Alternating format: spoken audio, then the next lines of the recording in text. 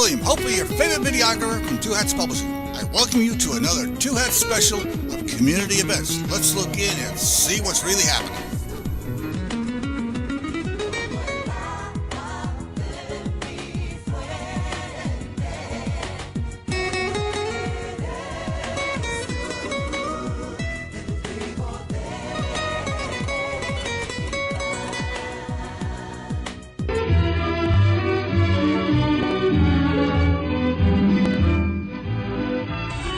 Good afternoon and welcome to Lambda Weekly. I'm Dave Taffet here in the studio with Lerone Landis and the late Patti Fink.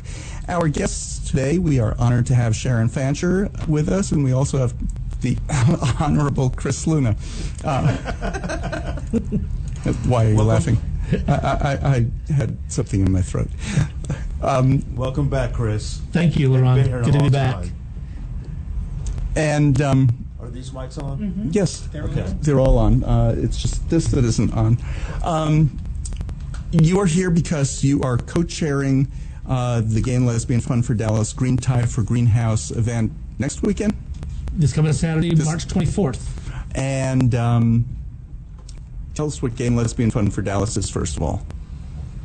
Well, I'll go ahead and jump in. I am fortunate enough to chair the board of directors and am entering my 6th year on the board. What are you, and nuts? my 3rd chairing the board. And it's like Patti, who's been president of DGLA. She just won't give it 6 years as of a gay organization. I know. You're out of your mind. Obviously. Mm-hmm. But we've been around since 2000. Mark Neerman and Enrique McGregor were friends with some folks in Colorado who have a Gay and Lesbian Fund of Colorado. And the idea came about for them to start a Gay and Lesbian Fund for Dallas, right here in Dallas, to serve as a way to show how involved our community is with the greater city. And our tagline is advancing equality through philanthropy. So what we've done is gone out into our community to raise funds, gay and lesbian funds, our allies, and bundled those with all of us so that we get credit in our community as we send those funds to non-gay related organizations. So we've been doing that. The first event was with the Latino Cultural Center, and there's been a number of events since then, and we just like to build bridges all across the city and show how involved we are with the city of Dallas. And what are some of the other organizations that you've helped? I know the Dallas Museum of Art has gotten some of your money, and the very non-gay Dallas Theater Center, and Dallas Women's Museum. When it was yes, a very non-gay or non-lesbian women's museum. But officially, these are not gay or lesbian or transgender organizations. They're just organizations that people in the gay community are interested in. The Audubon Center. Mm-hmm. Exactly.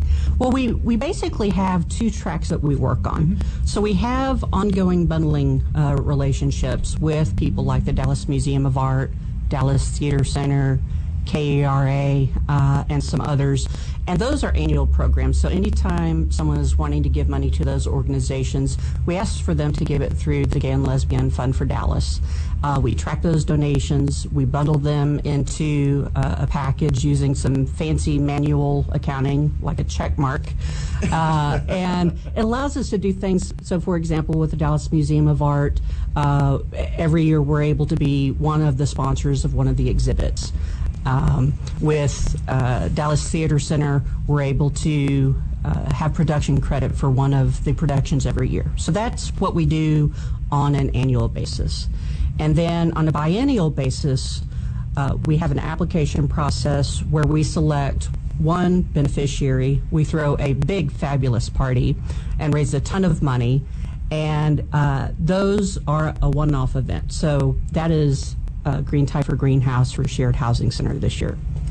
Well, tell us a little bit about that. Yeah, and Dave, before I do, we talked about these other organizations, Trinity River, Audubon Center, SPCA last time.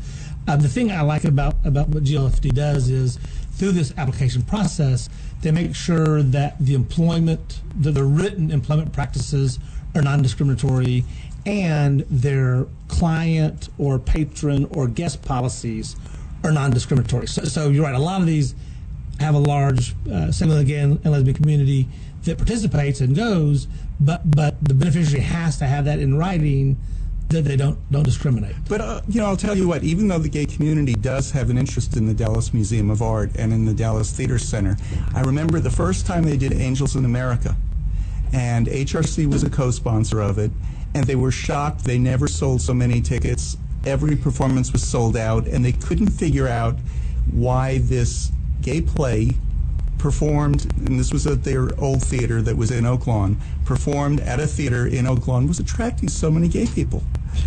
It never occurred to them to market to the LGBT community. Well, and it's funny, David, I was on the board of the Dallas Theater Center at the time. Oh, no wonder. And I rolled off in 2007, and when I rolled off, that still, Angels of America, I don't remember if it was part 1 or part 2, still held the record for the most single ticket sales of any production at the Dallas Theater Center. So you're exactly right.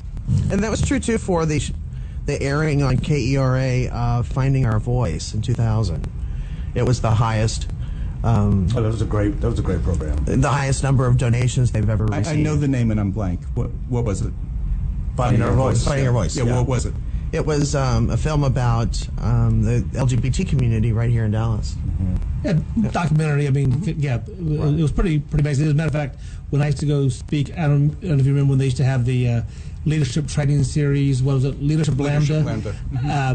I really suggested they make that a required viewing of the class participants because it was such a good show on the history of the LGBT community in Dallas. Well, for many years, they've actually stopped production of it in terms of like a video or a DVD, and it's available on YouTube now. But back when it was on VHS, I used to buy them and give them to new council members at the city of Dallas. Oh, wow. I say, spend 89 minutes and learn about our community. Yeah. I've always wondered, probably not so much now, but back when the organization first started, how receptive were organizations to even accept a donation from the Dallas Gay, with the name of that, with gay being in the title? Absolutely. Well, when it first started, we were certainly having to approach other organizations and sell ourselves on what we were doing, and one of the criteria that was kind of strict was making sure that when we gave the funds, that the Gay and Lesbian Fund was explicitly recognized as the donor, and they couldn't hide it. It had to be right out there up front. And so we really did have to go out to different organizations and really promote what we were doing. That has completely changed.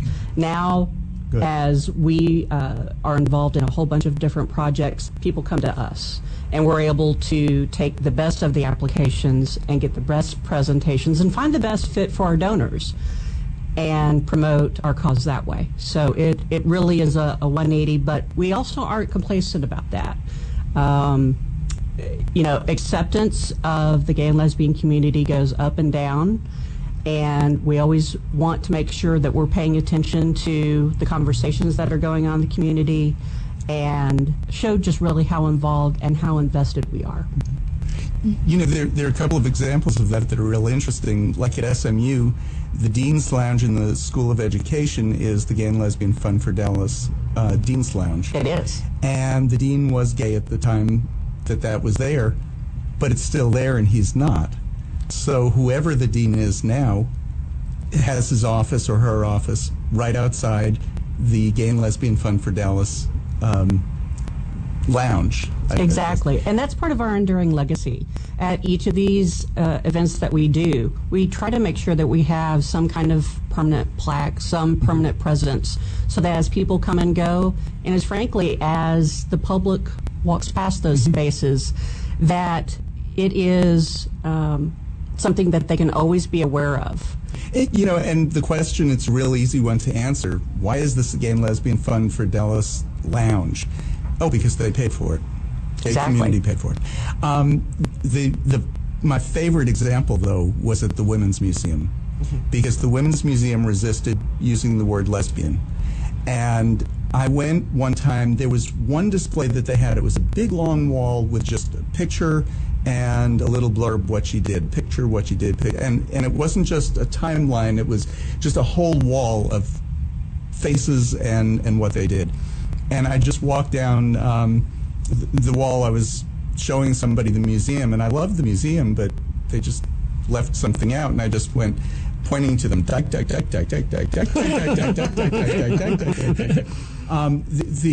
wall of clergy, when it came to, I don't know about the other religions, but when it came to the lesbian rabbis or the women rabbis, every single one that they had there was lesbian.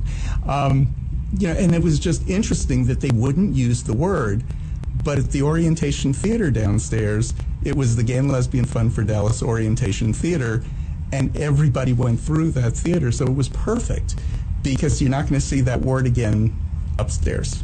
Exactly, and that does show the power of language.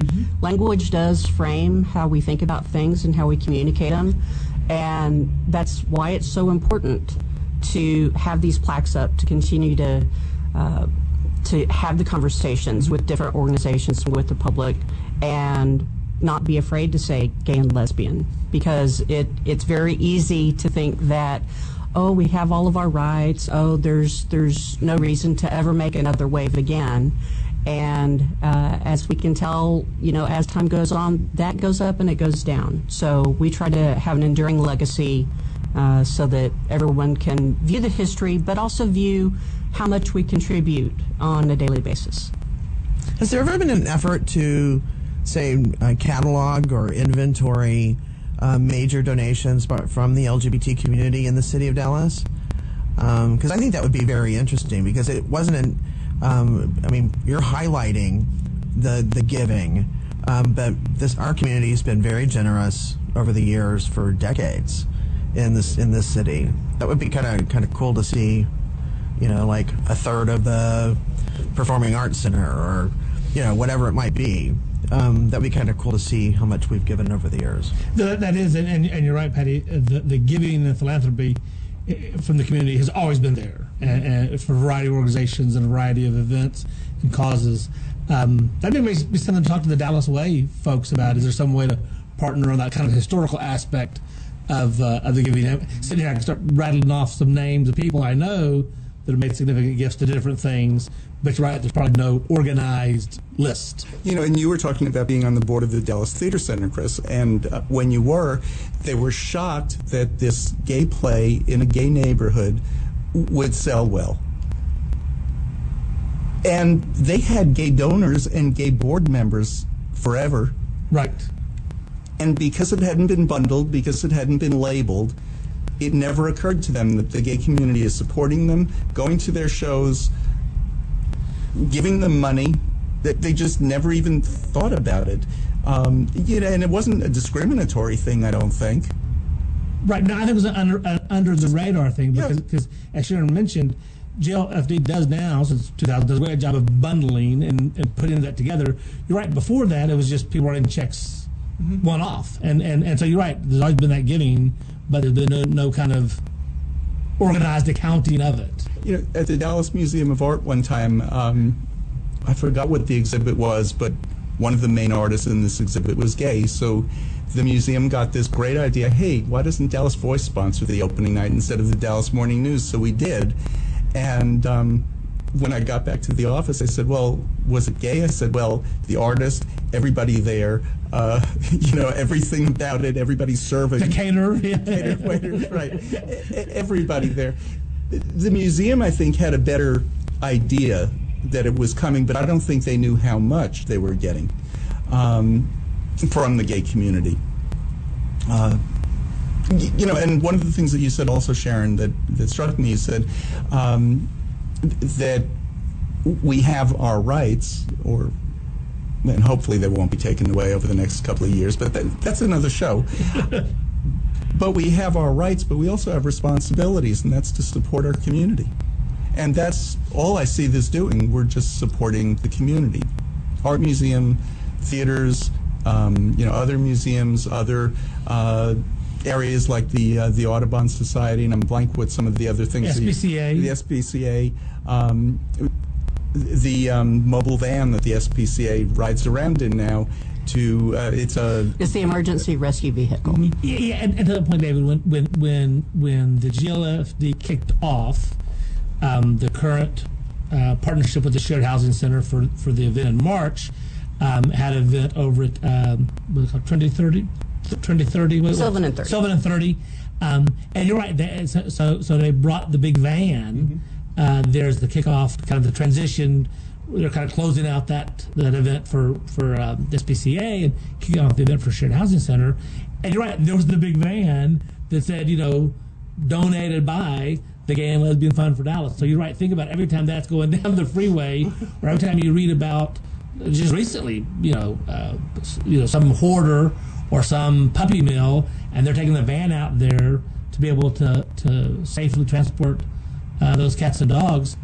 That's the GLFD, and right there on the van is that logo insane, which makes it very, very prominent. Mm-hmm. There's a service organization in town that kind of does what you do, but on a very grassroots level. Like they just literally get up and volunteer someplace, and that's Gay for Good. And they wear shirts and they're seen. They don't do service projects at LGBT organizations. They go out into the community so that they're seen as LGBT people serving in the community, and they'll clean up a vacant lot, or I know they do a lot of work at Dallas Animal Services and in the zoo, and they're seen, and it's a different group every time, and they put out the call for volunteers for their whatever events, and so they're folks doing the same idea, but not the money part. but it's just important because it is the giving back, and it's kind of we're here and we're part of the community and that fabric of organizations and needs and services. So I think it's perfect. Well, and in many ways, we're actually taking responsibility and getting out in the community before we even have our rights. Mm-hmm. So, anyone who thinks it's the other way around, no, we've actually been giving back well before we were getting any kind of recognition, because we have some really great people involved. And so I'm glad you mentioned them as an organization, because it is just another aspect of what the LGBT community does for our community at large.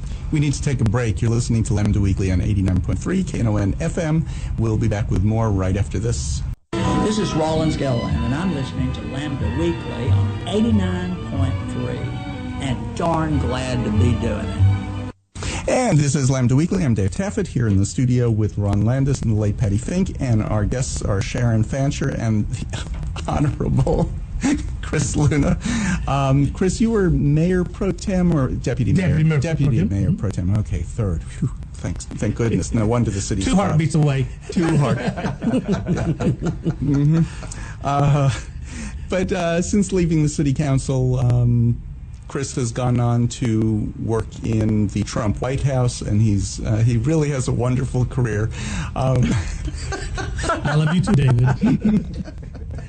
Who was just fired this week. Lasted one day. We thought Mooch was a good record. What was he, Secretary of State or something like that? I don't know, but you're so incentivized to work in the Trump administration these days by the need to have retain a personal lawyer, mm-hmm. And the 40% turnover rate. Exactly. It's such a draw. Hey, getting fired, that's a badge of honor.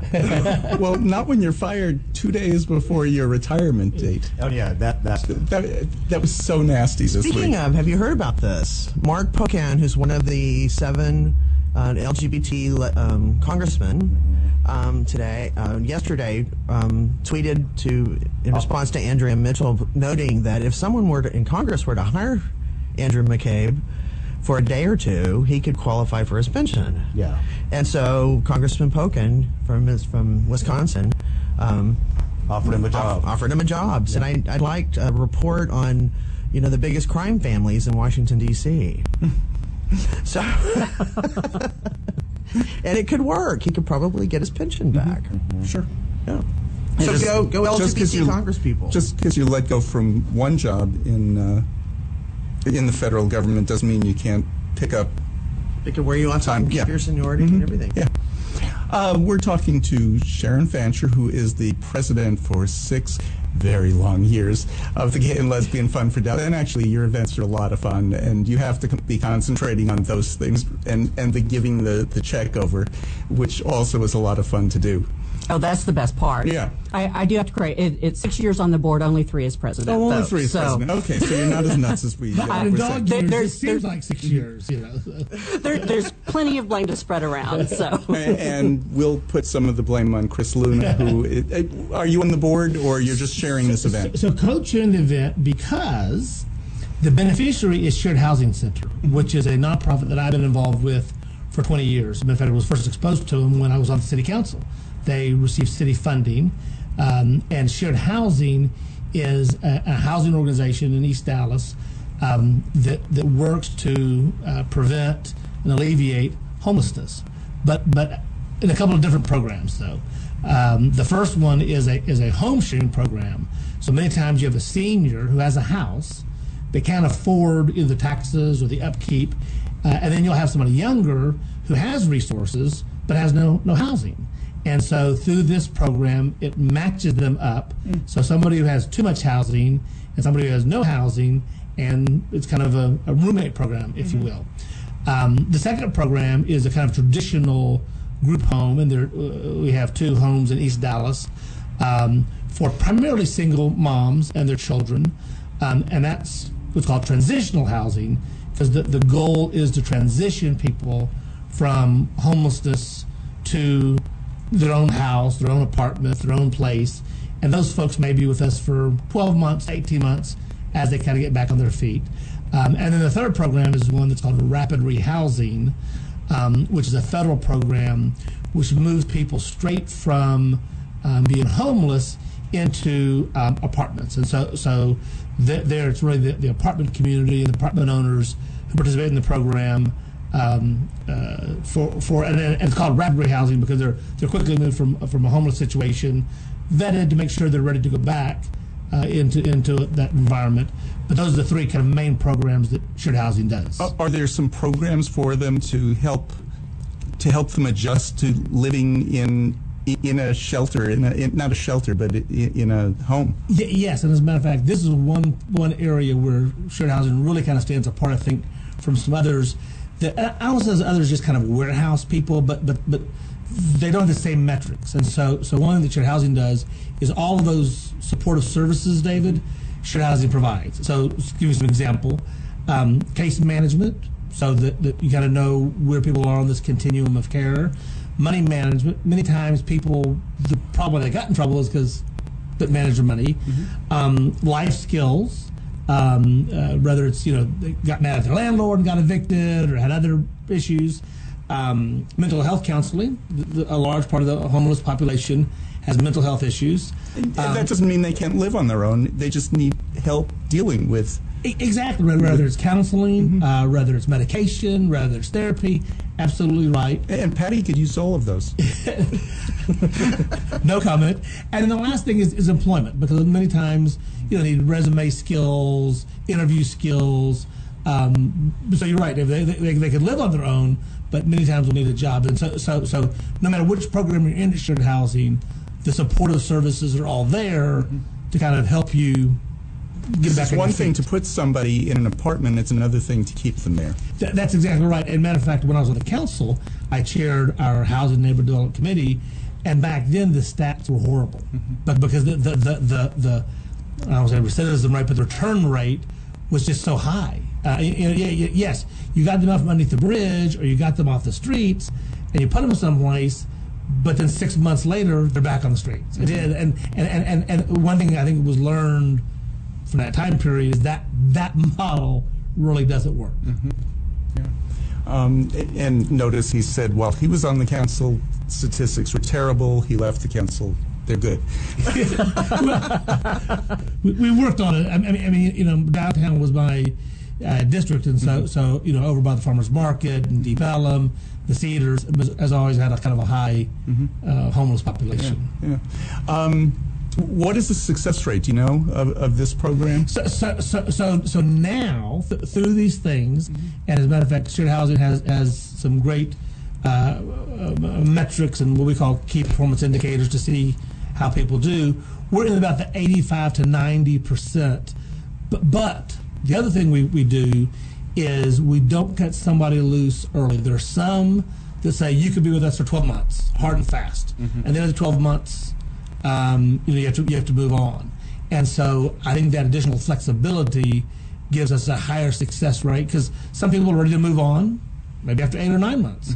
But there's some people who may take 16 to 18 months before they're ready to move on, and we have to do that.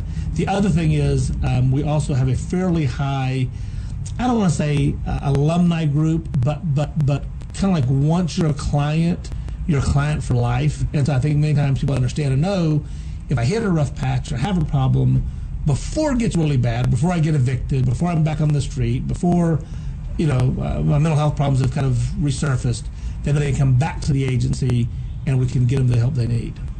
Right, and that works as a mentoring program, that a counselor, somebody, a caseworker, that's somebody who's seen as being up here, but a mentor is just somebody who's been through the same thing they have. Exactly. And as you see people who kind of successfully move the program, exactly, whether you want to call them a mentor or just a big brother, a big sister, or somebody that can relate and they can also give you advice, is absolutely critical. Right. If you're falling into debt again, it's real easy to get to ignore it.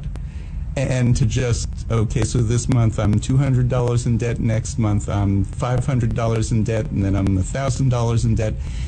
And why? Well, because my hours were cut back at work or whatever. I was sick, and you're more likely to be sick if you're having problems balancing everything in your life. If there's intervention, it seems like you can catch those things earlier and correct them. Absolutely, and at least from the shared housing population, we're talking about the homeless person. So many of our clients are either single moms with children. We've seen an increase in grandparents who are raising their grandchildren, and we've also seen recently an increase of veterans. So the mother comes back, has the children, and so that early intervention is not only helping the person who may be homeless, but you're also talking about them having 2 or 3 kids, and so I think in early intervention is even more critical, because it's not just a single parent. Our population and demographics is, you got the kids that are with the grandparents or grandmom, you got the kids that are with this returning vet, and that makes it even more important to get that help. What types of jobs do you help them get? I mean, I'm sure it's a variety of things, but... Exactly. It's across the board. I will tell you where we've had great success recently is, and not really an official program with DISD or the school districts, but the school districts seem, whether it's a teacher aide, whether it's somebody working in the cafeteria, there's kind of a variety of jobs at different skill levels that we kind of work with them to get them in that position. I mean, the sad part is, every now and then you'll actually have somebody that had or has a college degree and had a good job, and it could have been a substance abuse problem, it could have been a mental health issue, and so some of those folks are able to get a job that's kind of commensurate with their skills and background. But still need the same kind of help. Absolutely. If you saw the college graduate homeless person and the high school dropout homeless person, for all practical purposes, they look alike. I mean, in terms of the same life experiences, same issues, and need the same help. Yeah. I'm just looking over the different organizations you all have given to since you began, and there's quite a few of them. But I was wondering if somebody wanted to help, and just like, I got some money I want to donate, but I don't know which organization to give to through the fund. Is there a way they can just give and let you all just take care of it? How do they join? There's going to be a couple of different options that they can do. First of all, they can become a member directly of Gay and Lesbian Fund for Dallas and just join at either as a member or make a donation directly for us. It's glfd.org, and they can go online and give money directly to us, because we do use those funds to cover overhead type expenses. We also use them to make smaller last minute donations on opportunities where it's not going to be any kind of big event, anything like that, but we know that our donors would be interested in supporting a program. So that does happen from time to time. But there's also a way that they can go and on our website, glfd.org, hit bundling, and that will give you a drop-down list of who we're currently working with on an ongoing basis, such as Dallas Museum of Art, Dallas Theater Center, Parkland Hospital, KERA.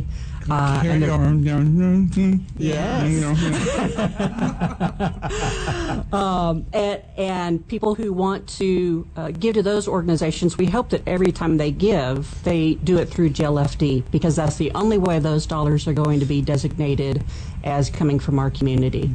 And of course, today we hope they go to glfd.org/greentie and purchase tickets for Green Tie for Greenhouse. And they can either purchase tickets, they can do a sponsorship, or if they can't attend and they just want to make a donation that we're going to pass through directly to Shared Housing Center, we can go ahead and handle that donation and make sure that the funds get over to Shared Housing Center and cover that cause. So that event, the Green Tie for Greenhouse, is on, was that this coming Thursday? This coming Saturday. Saturday. So tell us about it. Absolutely. So it is Green Tie for Greenhouse. Our presenting sponsor is Metro PCS, and we're very thrilled to be working with them on this. It is going to be... How did you get them? Yeah. We know somebody there. We'll just leave it at that. I won't. Chris works there. The party is going to be over at 7 for Parties over in the Design District, over on Turtle Creek Boulevard. It runs from 7 to 10 p.m. We're going to have lots of casino activities. We're going to have craps, roulette, blackjack, poker. We're going to have DJ Jennifer Miller spinning some tunes, and I can't wait to see Chris dance on the dance floor, because we're going to actually have. I know. I simply can't wait. I've already alerted people when he gets out on the dance floor to find me wherever I am, so that I can watch that. We may sell tickets just for that. Just to, that would be a real treat. 2 words: Elaine Bennis from Seinfeld. I'm a little bit better than that. So. Okay. Yeah, why don't you go and see? Right. Absolutely. How much do these events usually raise? We're talking about making a substantial donation. What type of money are you talking about? Our goal for this event is $125,000. Okay. So that's right in line with our last 2 major events. For SPCA of Texas, we raised over $100,000. For Trinity River Audubon Center, which was in what year? That would have been 5 years ago. That raised about $140,000. So that's the range that we shoot for at this We all time. went to that one, and do you know what distinguished that event from any other event that I have ever been to? The birdhouses. No. No. Patty arrived before I did.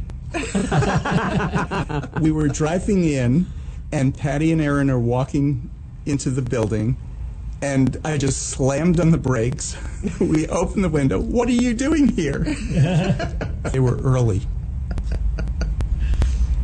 Yes, I mean, shocking. I think I remember asking Erin, and she said, "Does she drive?" Mm-hmm. Yeah. Oh, yeah. That's why. And David, let me also give a shout out and talk about the event. I really want to thank Ronham and Teresa Kirk, because they are serving as our honorary co-chairs and have been very helpful. And I won't read the whole honorary host committee. I think it's up at the website. The honorary host committee. It might be. I know the sponsors are. The sponsors are. But we have got a fabulous honorary host committee, kind of a who's who of the LGBT community, and some of my former colleagues on the council and current colleagues on the council. And I want to thank them, too, because it's really been kind of a team effort for this event coming up on Saturday. Now, one of the things that you always do is you name something, or donated by, like the van that the SPCA uses, donated by the Gay and Lesbian Fund for Dallas. What's going to be named here? So I don't know when we need to take our next break because I've got a long story. Okay, why don't we take our break then? We're within the legal limits, so we can do that. I love a guest who knows when our break is coming up. He's so good. I'm choking saying So that. good. You're listening to Lambda Weekly on 89.3 Knon FM. We're talking about the Gay and Lesbian Fund for Dallas's Green Tie for Greenhouse event that is next Saturday at 7 for parties from 7 to 10 p.m. The money is going to Shared Housing, which is an East Dallas housing organization. I'm Dave Taffet here in the studio with Lerone Landis and the late Patti Fink, and we'll be back with more right after this. Hi, this is Valletta Lil, and I listen to Lambda Weekly. I hope that you will too. And this is Lambda Weekly. We're talking about the Gay and Lesbian Fund for Dallas and its event next week to raise money for shared housing. You said you have a story, Chris, about yes. what's going to be named. So you're naming a client, and he'll have it on his forehead. No, we'll go that far. But so the event is called Green Tie for Greenhouse, and the greenhouse, house is spelled H-A-U-S, greenhouse, and that is going to be a 24-unit, brand new construction development in East Dallas, LEED certified, so that's where the green comes from, greenhouse, the green development. There will be 4 units of 6 units. So 2 of the units, so we'd be, 12 units would be for transitional housing. Those, with, as I mentioned, with folks who are with us for a while and then move on to their own. The other half is what's called permanent supportive housing, and those folks usually need even longer time and more of a kind of a permanent situation, so there's no timed nature to those folks. I think, and Sharon, keep me honest, that the plan is there'll be these 4 units of 6 units each. In the middle is going to be the garden and green space, so the kids can play there. There'd be a place for gardening, so the kids can learn about plants and vegetables, kind of like we talked about Michelle Obama, the garden in the White House. Except this one wouldn't be torn up; it would remain there for gardening and that sort of thing. And I think the discussion is naming the garden, that outside green space area, and I don't know if it'd be called the GLFD Garden or Plaza or Park, but the thought is that it'd be, it'd be something outside there that would be named for GLFD. And we're talking earlier about our rights in the community. I think it's also really important that these young kids who will be out there playing in the green space see it, and we talk about the importance of language, see the Gay and Lesbian Fund for Dallas at a very young age. Because I think some of our problems and issues are generational, and I think we can start with the younger kids. So the greenhouse is going to be a fabulous new development in East Dallas. It's over by the Santa Fe hike and bike trail, about a block off of that, over an acre of land. We've already acquired, already starting the vertical. But that's a plan. To answer your question, David, is there be in this garden area, park area, green space area, a naming opportunity and signage for the Gay and Lesbian Fund for Dallas. I think that's real important. Very often I'll go and talk to one of the LGBT groups in our high schools, and I mean some kids, they're just fine with it. Booker T. Washington, I once asked the kids there why they don't have a gay-straight alliance, and they said, we do. It's called Booker T. Washington. But other schools, these kids don't feel like they have any support, and they go home to a house without support, and seeing it makes a difference. When Gay and Lesbian Fund for Dallas did the Dean's Lounge in the School of Education, that was while SMU was still being named one of the 10 or 20 most homophobic schools in the country. Makes a huge difference to have the Gay and Lesbian Fund for Dallas in the middle of a school that had a reputation for being homophobic. I mean, huge difference. Absolutely. I mean, and kind of the discussion that we were having earlier about LGBT folks have been giving money and doing philanthropy and volunteering for years without recognition or acknowledgement, but just part of the community. And so I think that's why it is important now to say this is the GLT garden. And it would be great if we get to the point where it's just, oh yeah, that's the Gay and Lesbian Fund for Dallas garden. You know, oh, who are they? Oh, it's just a group that raises money. That's terrific. It would be, because we're still going to do it. I mean, people donated to the art museum before there was a Gay and Lesbian Fund for Dallas bundling program to give the money together. People do give, but it'll be nice if we get back to the point where it almost doesn't matter that it's just a fundraising organization within our community. Right. Well, since the building's going to last, it's LEED certified and all that, it would be great if 20 years from now people say, "Wow, they gave the money for this courtyard or whatever you end up calling it." Back in the day when there were no rights, no protections against discrimination in the workplace in Texas, and there was no protection against discrimination in healthcare and in employment and housing and public accommodations and all those things, and people would go, "Wow, that was brave," And somebody says, "Yeah, that was back when. Remember there." People want to do this bathroom bill. Yeah, that was back then, and people kind of say, "What? I can't believe that." So you're right. You take a snapshot in time, and then you move forward 20 years, and people can say, "Golly, was that how it really was back then?" It's backward back then. Yeah. Exactly. Do you know what I love about the bathroom bill that came out this week?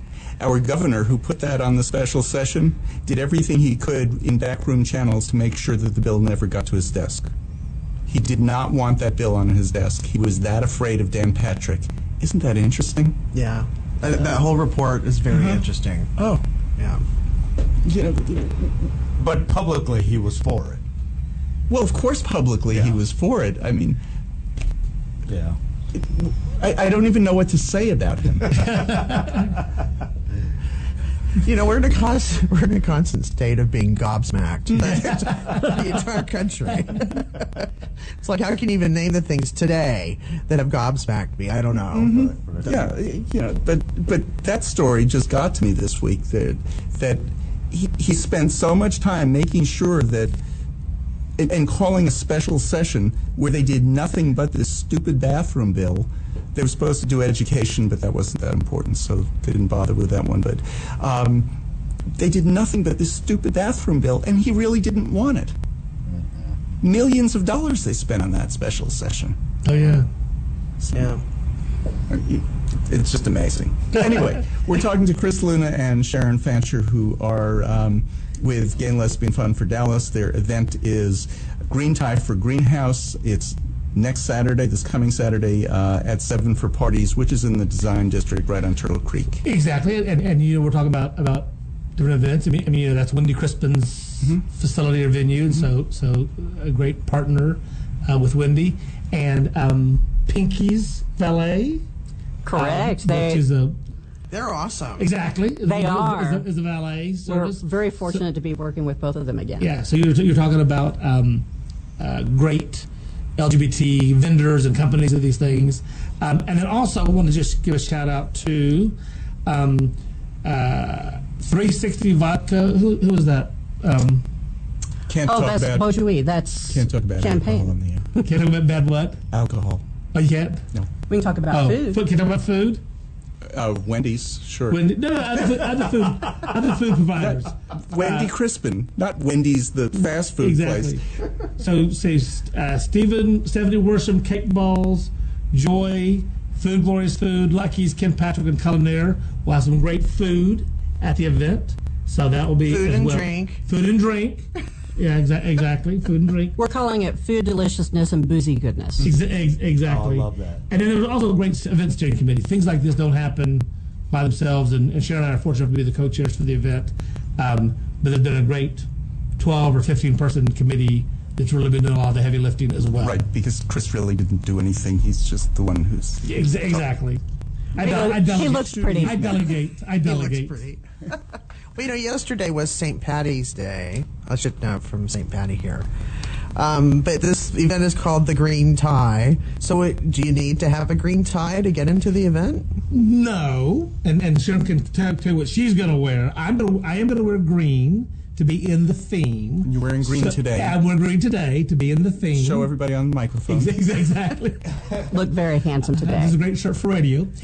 So I think a lot of people are going to kind of wear green a la St. Patrick's Day. But no, you don't have to wear a green tie. You actually have to wear green. It's party attire. I think the invitation said Lucky chic. Lucky chic. Oh. So whatever that means to you, I think Exactly. we're going to see people in everything from, dark jeans and a fun shirt to cocktail dresses to whatever they think is going to make them stand out on the dance floor and at the casino tables. Because it's really all about having fun. Because if they've won the Masters, the big golf They can tournament, wear the green jacket. They could wear their green Yes. jacket. Sure. Fit right in. Lucky chic. So, you don't just at the last minute pick an organization that you're going to help. Who are you thinking of coming up in the future, or can't we know that? Or if an organization was interested in getting your help, how would they get in touch with you? Well, they need to wait until after next Saturday, first of all. Or come to the event next Saturday. Or come to the event and they can see what a good party we put on and how we go about raising funds for good causes. It really is a synergy between who's on the board at the time and the applications that we get. I would guess that sometime this fall we'll reopen the application process, and we for this last round, we got about a dozen applications, and we narrowed that down to 3 and asked those organizations to make presentations to our board. And I have to tell you, we had some great people who were involved, and there are a lot of really talented people working in nonprofits in this city, and we had some great presentations. But the fit between our board and our donors and the kind of project that we wanted to work on, because we really did want to shift. Our last 2 big events had been focused on environment and education, and then on animal welfare. We wanted our next event for this one to focus on the most vulnerable people in our community. And so those were the applications that we took in, and we were thrilled when Shared Housing Center decided to be one of those applicants and put on a really impressive presentation and convinced all of us that the vote ended up being unanimous for them to be our beneficiary, and they've just been terrific to work with so far. And I don't want to put you in the position of having to say who some of these others are who've approached you. What types of things are you thinking of for a future event? I don't know that we've decided, to be honest with you. It really does. We start talking about it probably in the summer and in the fall and try to come up with a theme. And we haven't done that yet for the next event because we're focused so strongly on this one. But there usually is some kind of unifying message or theme that we're after, some target that we're trying to address. And it also depends on, if we have particular donors or board members that are passionate that can champion a particular organization and bring their good work to our attention, that's part of it as well. So we haven't made the decision on what's coming up next as far as our event that would be 2 years from now, and I can't wait to see what happens. Yeah. And Dave, before we started the program, we were talking about Promise House. I mean, the reality is Dallas is so rich with great nonprofits, and we talk about Dallas being a great city in terms of business and economic development and opportunity, which is all true, but there's still so many folks that you would say be left behind, aren't being included, and I've always been impressed about the nonprofits in Dallas that do such great work in the area of human needs and social services and drugs, drug awareness, drug prevention, housing, arts. So I feel sorry for the GLFD board because there are just so many great How do you say notice to an organization that provides housing for homeless kids? Yeah. But they did it. Yeah. It was Chris who did that. Talking about Promise House, they opened an LGBT house for kids who are 18 to 21, and purposely those ages because they're not affected by CPS, Child Protective Services. They could avoid a whole bunch of regulations that way. So they acquired a house, opened it, and the first day it was full. Yeah. There has since been an opening. Well, no, and it's not just Promise House. I mean, shared housing, we see that too. We're as a kid, they're aging out of the foster care system or aging out of CPS, and they have nowhere to go. So we have seen a spike in homelessness in that kind of 18 to 21 because there's really no. If you've been homeless until 18. All of a sudden you're 18 doesn't mean you suddenly have acquired all these life skills and the ability resources to rent an apartment and get a job and or put yourself through school. Yeah, it just isn't there. Yeah, we've seen the same phenomenon. Mm-hmm. Yeah, I think it's interesting. We've had so much discussion in the last year or two on this show about homelessness, LGBT homelessness. And aging in the LGBT community. Which all of you are doing, and I've opted out. You've opted out. David has gray hair, just so everybody who's listening will know. Very gray hair. Diet, thank you. He wants to fit in. He wants to be like he's chic, is what he wants. But we've talked about that. You were talking about the shared housing. And one of the things that came up in the discussions with the aging LGBT was this program that's been done in Scandinavia. I think it's Oslo or Copenhagen, where the city, where the big universities are, and the young people go to those universities, but they cannot possibly afford to live in the city. There's no housing whatsoever that they can even remotely afford, and they've been pairing them with older people who live alone, who have a house, too much house. And one of the things they found is that the older people have someone who comes home to them and asks their advice and shares their day, and the isolation that we find in the older community is alleviated there. That's like one of the things that's you fear the most is that you get shut in, you get maybe Meals on Wheels. That's the only person you ever see because you're so isolated. Yeah. So these kind of programs I think are just fantastic, where you do share what people have. That's the essence of sharing. Right. And if a mom with a couple of kids can come in, that's maybe an older person that hasn't had a lot of contact with people, and they get rejuvenated, and they have a touch point every day, and they have an engagement with others that maybe they didn't have before. Exactly. And the business is called intergenerational housing for those very reasons. It's not just intergenerational where it works. After Brian died, we started a grief group, which is growing. We meet every other week, and it grows by 1 or 2 people every meeting. Wow. Which, has just shocked us, the need for it. One of the reasons for this is that connectedness. Now, I'm the only person in our group who has since taken in a roommate. I'm not an alone person. And it just makes a huge difference. So for somebody who's isolated, and I'm not isolated for sure, but just to have somebody to talk to in the evening, it makes a huge difference. Absolutely. So we are out of time. Green Tie for Greenhouse is from 7 to 10 p.m. next Saturday. It's at 7 for Parties, which is on Turtle Creek in the Design District. It's not attached to the normal Turtle Creek. Exactly. Right. It's the stupid Turtle Creek. We're next to my office. And Chris and Sharon, thank you for being with us. Thanks you all very much. Thanks so much for having us. Buy your tickets today.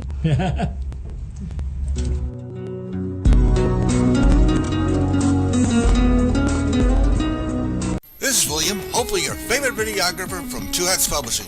I hope you enjoyed this video. If you like it, please leave comments below, or like, follow, or subscribe to us and get notices of all our videos. We love it, even when you call.